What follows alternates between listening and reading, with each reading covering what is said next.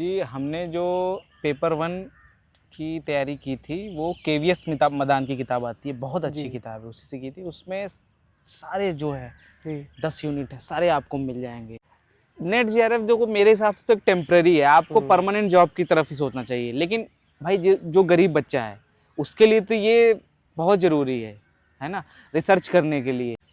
और प्रतियोगिता दर्पण एक हिंदी में किताब है, लेकिन बहुत अच्छी किताब है। उसमें पॉइंट वाइज़ सारे हिंदी में दिया हुआ है चीज़ें, मनोविज्ञान के लिए। रिसर्च की 2 यूनिट हैं, ठीक है? और उससे घुमा फिरा के क्वेश्चन पूछते हैं। 10 क्वेश्चन तो उसी में पैराग्राफ बना के पूछ लेते हैं रिसर्च वाले में। निराश होने से अच्छा कि एक बार और मेहनत कर लें, है ना? क्या पता कुछ बेटर मिल ही जाए, और नहीं मिले तो अनुभव तो मिलेगा ही मिलेगा। अब मेरा पीजी साइकोलॉजी में था, चूँकि मेरा बीए भी हुँ। साइकोलॉजी में था, फिर मेरा इंटरेस्ट डेवलप हुआ इस सब्जेक्ट में, है ना? तैयारी अपनी अब चूँकि कंटिन्यूटी जब मैंने किया तो मैं उस दौरान पीजी में था अपने, तो हुँ। मैंने पीजी का मेरा कोर्स चल ही रहा था, वो पढ़ता ही रहता था। कर दी। तो बचपन से तो मुझे नहीं पता था इसके बारे में, बचपन से तो मेरा भी हुँ। मतलब कुछ और सपना था कहीं और जाने का। नमस्ते दोस्तों, मैं हूँ शिवम दिवाकर और अक्सर आपके लिए वीडियो बनाता रहता हूँ। इस पार्क में, इस लोकेशन पर मैंने बहुत सारे वीडियो बनाए। जेआरएफ टॉपर के साथ में मैंने वीडियो किए हैं इसी पार्क में, और कई प्रोफेसर साहब के साथ भी मैंने वीडियोज़ किए हैं। आज की वीडियो में हमारे ख़ास मेहमान हैं शिवम गुप्ता सर। इन्होंने भी जेआरएफ क्वालिफ़ाई किया था और हाल में ये एमएमएच कॉलेज में कार्यरत हैं। सर, आपको बहुत बहुत धन्यवाद कि आप आए थैंक यू स्टूडेंट के शिवम जी। लिए। सर, सबसे पहले मैं आपसे ये जानना चाहूँगा, बहुत सारी स्टूडेंट का हर साल सपना होता है, 2 बार एग्ज़ाम होता है साल में, ये यूजीसी नेट जेआरएफ का।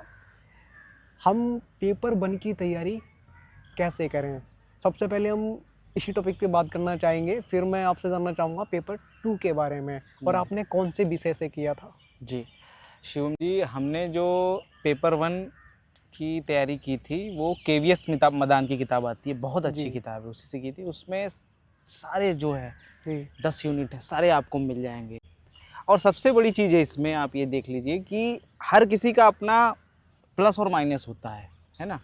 अब किसी का मैथ अच्छा होता है, जी। किसी का इंग्लिश का पैसेज वाला अच्छा होता है ना?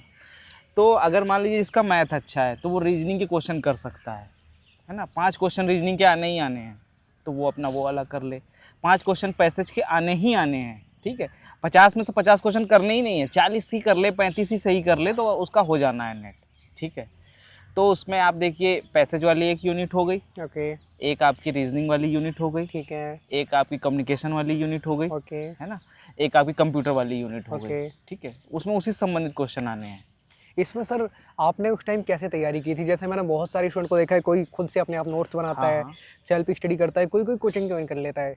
आपने 2018 कोचिंग में किया कोचिंग था? वगैरह हमने नहीं जॉइन की, उस समय हमारा पीजी चल रहा था, हुँ। ऑनगोइंग था पीजी हमारा हुँ। 2019 में, है ना? 18 में 3rd सेमेस्टर में थे हम। तो उस टाइम पे ज़्यादा समय मिलता नहीं था। अब मैंने क्या किया, शुरुआत की, मैंने सिलेबस पहले देखा, टॉपिक वाइज़ चीज़ों को थोड़ा बहुत, कंप्यूटर वाली यूनिट है, हुँ। मैंने सारा कंप्यूटर के जितने टॉपिक थे उसको एक बार पढ़ लिया, फिर उससे रिलेटेड क्वेश्चन लगा लिए। प्रीवियस ईयर पेपर लगाना बहुत ज़रूरी होता है, उससे हमें आइडिया लगता है कि कौन-कौन से क्वेश्चन आने वाले हैं। पेपर 2 के लिए सर अगर हम आपसे जानना चाहें कि किन-किन बातों का स्टूडेंट को ध्यान रखना चाहिए? क्योंकि बहुत सारे स्टूडेंट बड़ा कन्फ्यूज़ रहते हैं कि कहाँ से स्टडी मटेरियल मँगाएँ, कहाँ से पढ़ें और कैसे नोट्स बनाएँ। बहुत सारे स्टूडेंट तो कोचिंग के पीछे भागते रहते हैं। मेरे पास इंस्टाग्राम पे मैसेज आते हैं, भैया मुझे कोई अच्छा सा कोचिंग बता दो जहाँ से हम तैयारी कर पाएँ। कोचिंग में तो उतना एक्चुअली नेट के लिए उतना कोचिंग में, क्योंकि ये सब्जेक्ट ओरिएंटेड होता है पेपर हुँ। 2, है ना? सब्जेक्ट से रिलेटेड इसमें सवाल पूछे जाएँगे। तो कोशिश ये करनी चाहिए, जो आपका पीजी का सिलेबस है, आप पीजी करके नेट का एग्ज़ाम के लिए एलिजिबल होते हो, तो आप कोशिश करें कि जो आपका सिलेबस रहा है पीजी का, उससे आप एक बार मैच करें, टैली करें नेट के सिलेबस को और आपके पीजी के सिलेबस। बहुत सारी चीज़ें आपको कॉमन मिलेंगी उसमें से, है ना? तो उन कॉमन चीज़ों को तो आपने ऑलरेडी पढ़ा हुआ है, एक बार रिवाइज़ कर लीजिए। बाकी अगर कुछ अलग है, नेट के सिलेबस में कुछ यूनिट्स अलग हैं, तो आप उनकी एक बार अलग तैयारी कर लें। आपको और उसके सिलेबस रेफ़रेंस वगैरह आपके पीजी में होगा ही, है ना? और बाकी उसकी किताब आती रहती है, सिलेबस ओरिएंटेड भी आती हुँ। है, सब्जेक्ट ओरिएंटेड भी आती है, अरिहंत की आती है, लेबल है आज के समय में टेलीग्राम वगैरह में। सर, वहाँ से पेपर 2 की जैसे टॉपिक वाइज़ बात करें तो कौन-कौन से टॉपिक पे लगभग कितना-कितना टाइम देना चाहिए स्टूडेंट को? पेपर 2 में एक्चुअली, पेपर 2 तो हर किसी का अलग-अलग होता है, 10 जी। यूनिट उसमें भी होती है, हुँ। सिलेबस वाइज़ हर सब्जेक्ट का अलग-अलग होता है। जैसे मेरा साइकोलॉजी का रहा, है ना?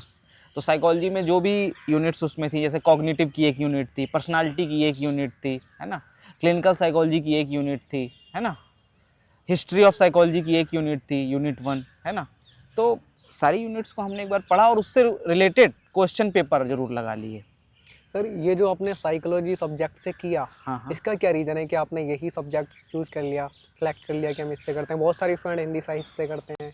अब मेरा पीजी साइकोलॉजी में था, चूँकि मेरा बीए भी साइकोलॉजी में था, फिर मेरा इंटरेस्ट डेवलप हुआ इस सब्जेक्ट में, है ना। तो फिर मैंने पीजी किया इससे। अब चूँकि पीजी इससे था तो नेट भी इसी से होगा।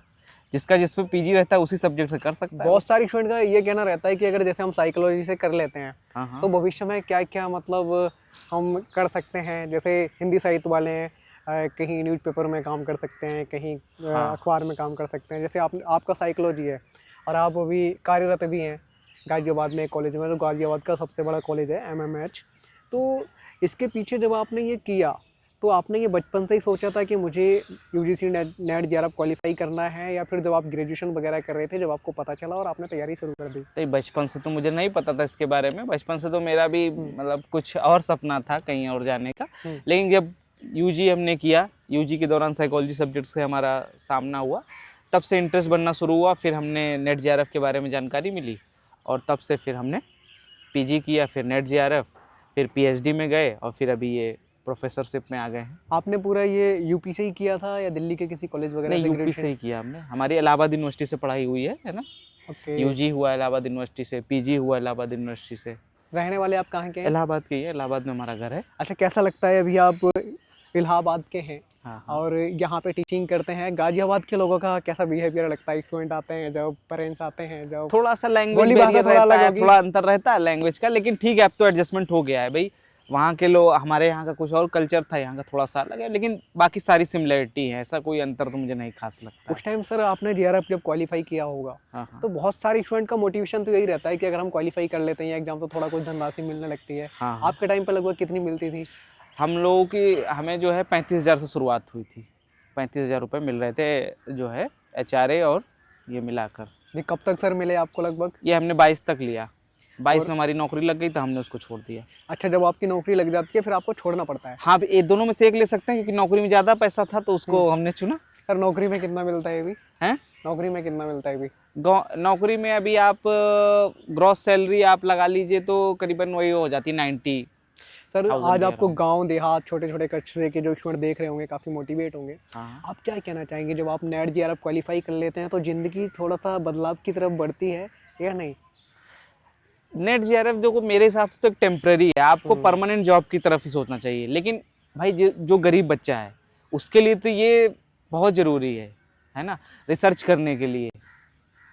ठीक है भाई, उसके पास, उसने वैसे भी गरीबी से निकला, अपनी पढ़ाई की पीजी तक, उसके बाद अगर ये पैसा मिल जाते हैं उसे तो उसकी रिसर्च बहुत अच्छी हो जाएगी। सर कितना टाइम तक आपने तैयारी की थी? जैसे मैं बहुत सारी स्टूडेंट के इंटरव्यू कर चुका हूँ, कोई कहता है मात्र मैंने तो ऐसे ही मजाक मजाक में 9-10 दिन तैयारी करी ऐसे ही और हो गया, कोई कहता है 1 महीने में ही कर डाला। आपने लगभग कितने दिन तक तैयारी अपनी अब कंटिन्यू चूंकि की थी? मैं जब मैंने किया तो मैं उस दौरान पीजी में था अपने, तो मैंने पीजी का मेरा कोर्स चल ही रहा था, वो पढ़ता ही रहता था। ठीक है, तो सेमेस्टर 2 के बीच में, सेमेस्टर 2 जब मेरा कंप्लीट हुआ तो 2 महीने का टाइम मिला था मुझे, तो उसमें मैंने बहुत मेहनत की थी। मई जून में छुट्टी हो रहती है यूनिवर्सिटीज़ की, तो उसमें मैंने 2-3 महीने खूब मेहनत की। फिर मेरा सेमेस्टर 3 आ गया। ठीक है, पहले अटेम्प्ट मेरा नहीं निकला था, ना नेट ना जेआरएफ। ओहो, निराशा थोड़ा हाथ लगी हाँ, थी। पहले अटेम्प्ट निराशा लगी थी। फिर दूसरे अटेम्प्ट जो है जब दिसंबर में हुआ, जुलाई वाला नहीं हुआ, दिसंबर वाला हुआ, तो मेरा बहुत अच्छा गया, सीधे जेआरएफ निकला, और वो भी ऑनलाइन एनटीए वाला, जब पहली बार एनटीए ने करा था, ऑनलाइन एग्जाम था। ओहो वाह। और इसके लिए मैं एक चीज़ ये और कहना चाहूँगा, क्योंकि एग्ज़ाम अगर ऑनलाइन हो रहा है तो आप कोशिश करिए कि क्वेश्चन को ऑनलाइन ही लगाइए।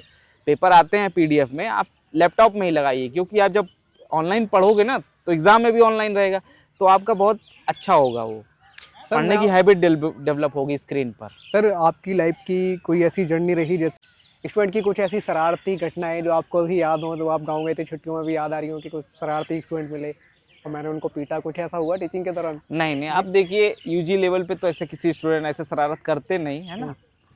और अभी मेरा ज़्यादा अनुभव नहीं, 2 ही साल का अनुभव है ना। तो आपकी हॉबी क्या है सर? भी हमारी यही है, रिसर्च करना और अपना नॉवेल वगैरह पढ़ना, है ना। फैमिली में कुकिंग हमारी एक अच्छी एक हॉबी है। कुकिंग में हमें जो है क्या कहते हैं, सब्जी बना लेते हैं बढ़िया। आप मटर मशरूम की सब्जी अच्छी बना वाह। लेते हैं, है ना। बिल्कुल, ये तो मुझे भी पसंद है, किसी दिन जरूर सर है के ना? साथ में आपका पार्टी करेंगे। जरूर, एकदम स्वागत है। सर तो हम एक लोग- सवाल और जानना चाहूँगा, परिवार में सबसे बड़े हैं या छोटे हैं? परिवार में एक्चुअली मैं और मेरी बहन है ना, और मम्मी पापा और दादी। तो बहन की मेरी शादी हो गई, वो बड़ी हैं हमसे, तो मैं तो अकेला ही हूँ। शुरुआत में परिवार की कंडीशन कैसी थी? क्योंकि मुझे लगता है अगर आप इस मुश्किल से निकले हैं बाहर तो आपने काफ़ी संघर्ष किया है। हाँ, इकोनॉमिकली तो हम लोग मतलब बैकवर्ड फैमिली से थे इकोनॉमिकली, है ना। एक तो मिडिल क्लास से ही लो ही समझिए। हमारी जितनी भी एजुकेशन हुई सब गवर्नमेंट स्कूल से ही हुई, है ना। इंटर भी हमारा गवर्नमेंट स्कूल से, फिर ग्रेजुएशन भी यूनिवर्सिटी में भी ज़्यादा फीस तो लगती नहीं, 2-3 हज़ार रुपये। पीजी में भी ऐसे ही 2,000 रुपये में हो जाता है। अच्छा, सरकारी स्कूल वाले स्टूडेंट को लोग ये कहते हैं कि सरकारी स्कूल में पढ़ाई नहीं होती और बच्चे कुछ कर नहीं पाते, और आप तो जीता जागता उदाहरण है कि आपने कर लिया। है। जिसको मेहनत करना है वो कहीं से भी पढ़ लेगा। अब आप बताइए, जो इतने महंगे महंगे 10,000 महीने वाले स्कूल में पढ़ने वो भी तो नहीं कर पा रहे हैं, उनको उनको कौन कहता है फिर। अच्छा सर, मेरा आपसे आखिरी सवाल है, जो स्टूडेंट हर बार एग्ज़ाम देते हैं और कहीं ना कहीं 1-2 मार्क्स से रह जाते हैं, वो निराश हो जाते हैं और हताश हो जाते हैं, उनको आप क्या कहना चाहेंगे? उनको मैं ये कहना चाहूँगा कि देखिए, निराश होने से अच्छा कि एक बार और मेहनत कर लें, है ना। क्या पता कुछ बेटर मिल ही जाए, और नहीं मिले तो अनुभव तो मिलेगा ही मिलेगा, है ना। आप ये एक बार फिर से रिवाइज़ करें कि कौन से क्वेश्चन में मैं फंस गया, और फिर से एक बार एक ट्राई और अटेम्प्ट दे के देखें। और नेट के लिए तो कोई अटेम्प्ट है ही नहीं, अनलिमिटेड है, देते रहिए, जीवन के 60 साल तक देते रहिए। सर मेरा आपसे आखिरी सवाल अब ये होगा, वो वाला आखिरी नहीं था, मैंने बदलाव कर दिया है थोड़ा सा। हाँ अगर पेपर 2 में अगर कोई टॉपिक रह गया है हाँ बताने के लिए, तो आप वो बताइए कौन से टॉपिक पे हमें ज़्यादा थोड़ा ध्यान देना चाहिए। अगर कोई रह गया आपको लगता है कि मैंने नहीं बताया है, तो उस पर बताइए थोड़ा सा। एक्चुअली क्या है, पेपर 2 जो है सब्जेक्ट ओरिएंटेड है, हर सब्जेक्ट, हिंदी का अलग है, इंग्लिश का अलग है। आपके वाले सब्जेक्ट का बताइए। हमारे वाले सब्जेक्ट में साइकोलॉजी में आप देखिए तो एक रिसर्च के क्वेश्चन आते हैं, रिसर्च और स्टैटिस्टिक्स के, ठीक है ना। तो उस पे लोगों को फोकस करना बहुत ज़रूरी हो जाता है। रिसर्च की 2 यूनिट हैं, ठीक है, और उससे घुमा फिरा के क्वेश्चन पूछते हैं, 10 क्वेश्चन तो उसी में पैराग्राफ बना के पूछ लेते हैं रिसर्च वाले में, ठीक है। इसके लिए बुकलेट वगैरह आप कहाँ से लेते थे? आप तो पहले से पढ़े ही रहे थे, वहाँ से ही आपको हेल्प हो जाती इसके थी? लिए जैसे बुकलेट आप पता है, मोटिवेशन इमोशन के लिए आपका रीव की बुक है, जॉन मार्शल रीव की, है ना। और प्रतियोगिता दर्पण एक हिंदी में किताब है, लेकिन बहुत अच्छी किताब है। उसमें पॉइंट वाइज सारी हिंदी में दिया हुआ है चीज़ें, मनोविज्ञान के लिए पॉइंट वाइज दिया हुआ है, और उसके नीचे ऑब्जेक्टिव क्वेश्चन दिए, बहुत अच्छी किताब है। ओके प्रतियोगिता मनोविज्ञान साइकोलॉजी के लिए। सर, आपका बहुत बहुत धन्यवाद कि आप अपना कीमती समय निकाल के गाजियाबाद मोस्ट से वेलकम। दिल्ली विश्वविद्यालय तक स्टूडेंट के लिए आए। सर का हम हाथ जोड़ के बहुत बहुत धन्यवाद करना चाहेंगे।